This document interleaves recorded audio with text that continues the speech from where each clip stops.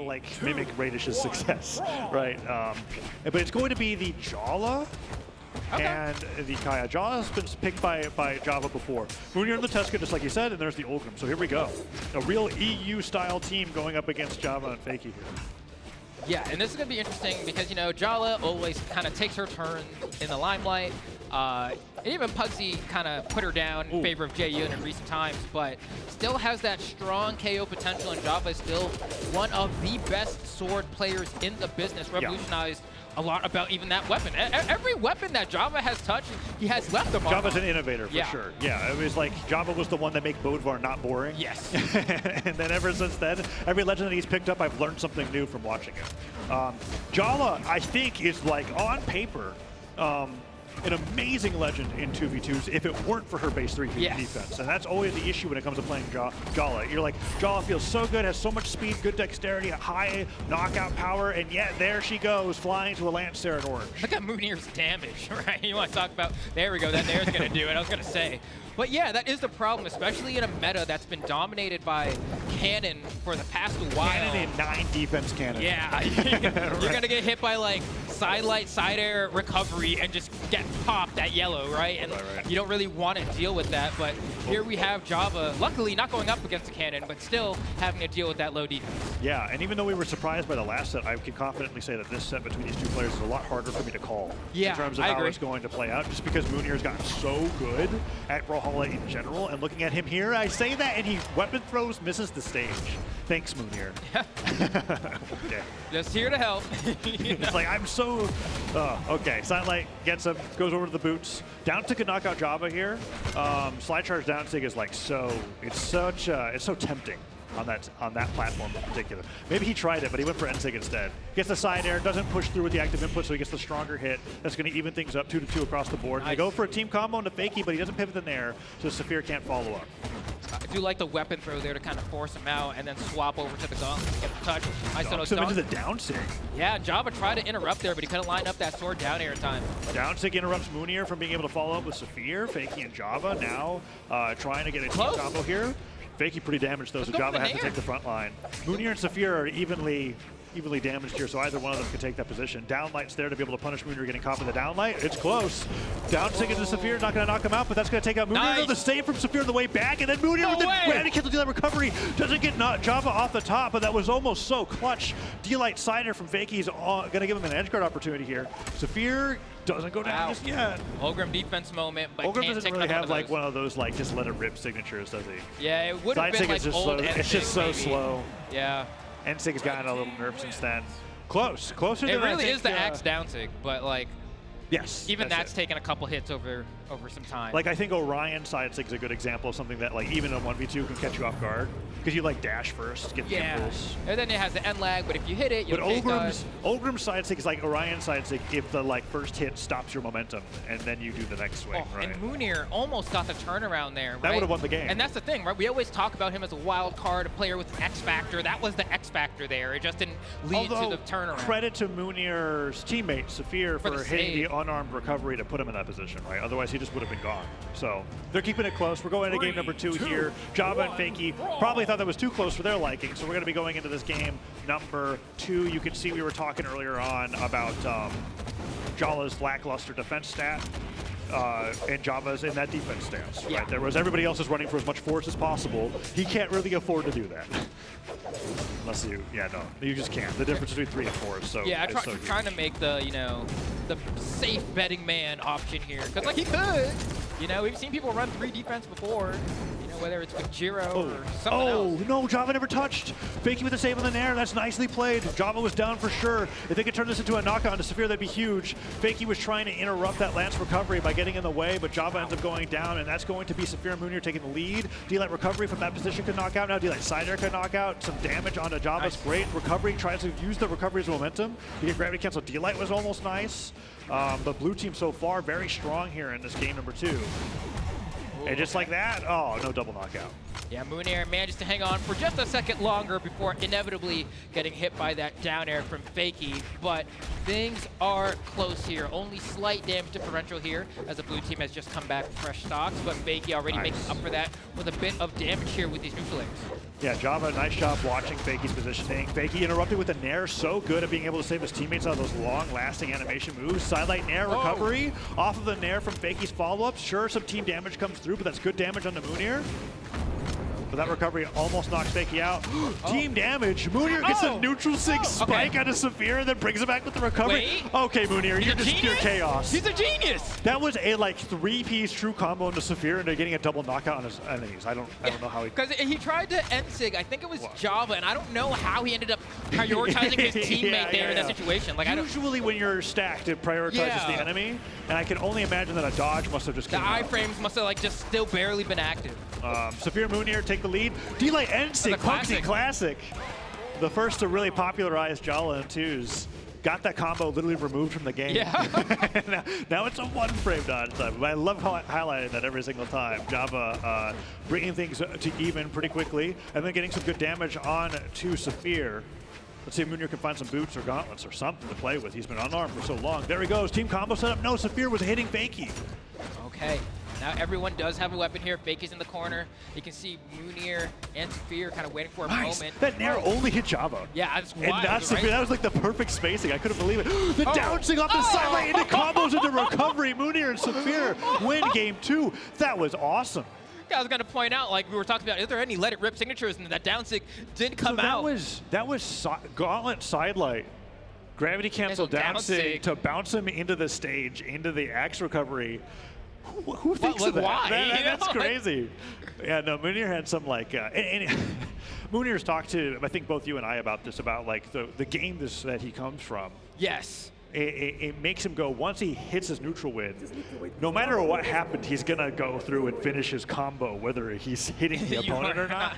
And sometimes you get like those crazy things off the left side of the stage where he grabs Saphir at the end and he's like, I'm sorry, Saphir, but I have to go for ground pound now. It's a cutscene. It must continue.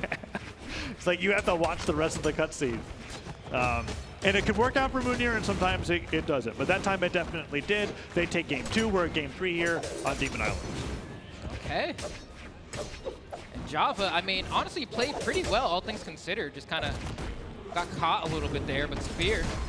Oh, nice end. That was so fast. That was under 25 seconds that stock got taken. Yeah, that was incredibly fast. Gets the team combo onto Mounir, or onto Saphir. Looking for even more damage there. Mounir's trying to go for a recovery. Drifts the wrong way. Nice sidelight side air. Takes down Java.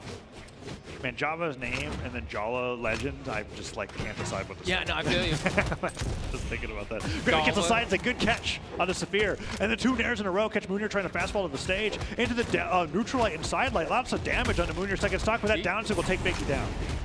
Okay, there we go. Team combo, gravity cancel, D-Light, side air. Oh, but Saphir gets too close.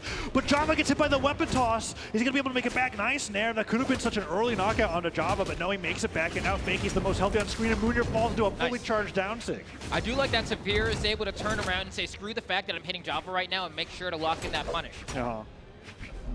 Now Java and Mounir both at risk of going down first here. Nice. Pogo, recovery, chase dodges diagonally. Oh, that nair saved Java's yeah, life. Fakey's did so many critical saves with both spear and bow neutral air. They've been so fantastic.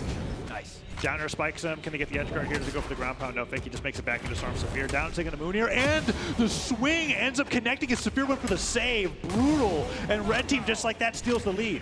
Okay, still close though, right? I mean, Fakey has a lot of damage racked up here. Java, we keep mentioning, on low defense. That's going to be a yeet into the KO box. And now a chance for a 2v1 as well, as Java's going to go ahead and camp on the side here.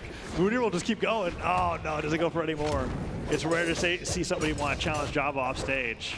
Saphir now in orange, chasing Mounir down, downer, sider. Fakey goes for down sig. No! Okay, good save.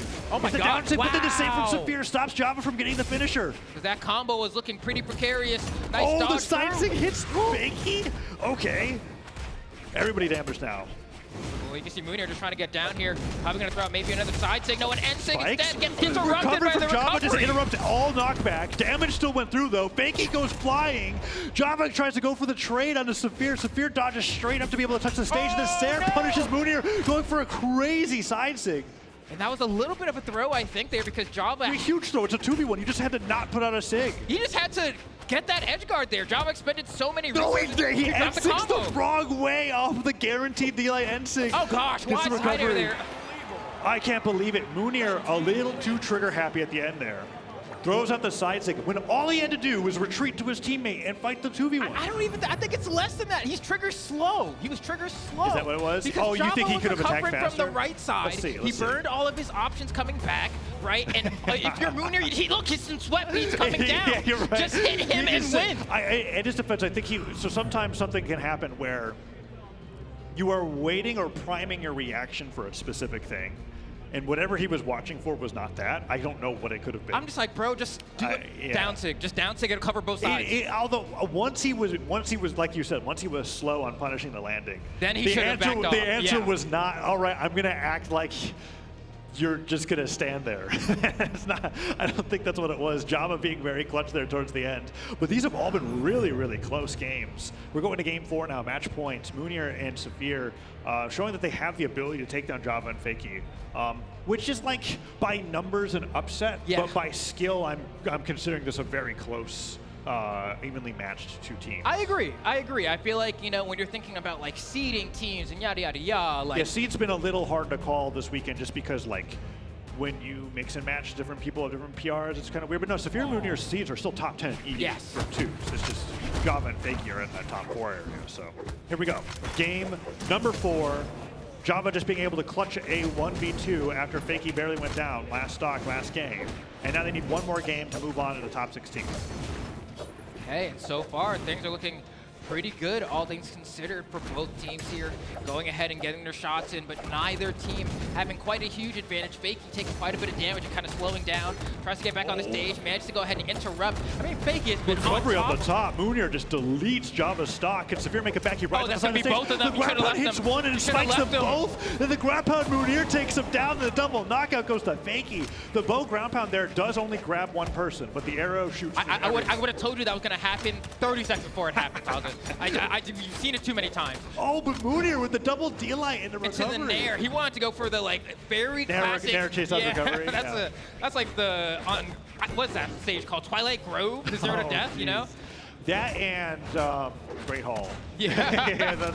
Not missing those stages, but that's what happened. Neutral hits him away. Entering onto the spike, disarms. Not going to be enough. Need a weapon throw. Oh, he just goes down there to side air, just does it. No hesitation. Fast fell, fast side. And I think that's what that's why it worked, right? You're expecting the weapon throw to dodge it and then maybe have to, but nope, just immediately goes for the attack.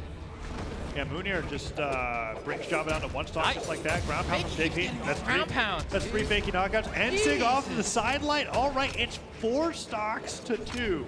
Get Java. But this is anything but a gotta hunt him. This is the moment. This is the moment. Get the stock. Side stick on a Java, sends him flying. He has no dodge right now. You have to hit him one more time. Oh, he goes with a down stick, and Java has to drift all the way to the left. I think if he like pivot, gravity cancel, N-Sig, they could have worked, but they're still going on to Java, and Java's running for his life. I mean, this is the risk of picking Jala. Yeah. Downlight hits. Man, gets him Fakey with the end light. He's so every dead. time. This is going to be the Fakey 1v2 show in just a matter of seconds. If he can get it, honestly, they might not even get to that point. They're having a hard time hitting. Does he get him? Oh, and he combos into the recovery, and he survives as well. This is the most favorable 1v2 I've ever seen. Yeah, this is, I mean, 2-team combos, right? And Mounir has shown. Oh, you're hitting your teammate. Mounir has not really had the patience to win these 1v2s so far. Oh, no! Yeah, that's going to be the side sig. Fakey gets the nair. This is going to be, I think this is going to be it. Fakey's got 2 stocks to 1. Side air, weapon throws. It's going to be the 5th ground pound knockout of the game. Do you like ground pound? That's it. Fakey. Mr. Brawlhalla is saying, wow, amazing comeback, but we both did. Fakey had that one in the bag. So that's Java winning a 1v2 and then Fakey winning a 1v2 to get the 3-1 over Mounir and Saphir. One of the best teams coming from Europe here at BCX to get in a winner side top 16. Yeah, and honestly, that could have gone to game 5 very easily. I think that ground pound play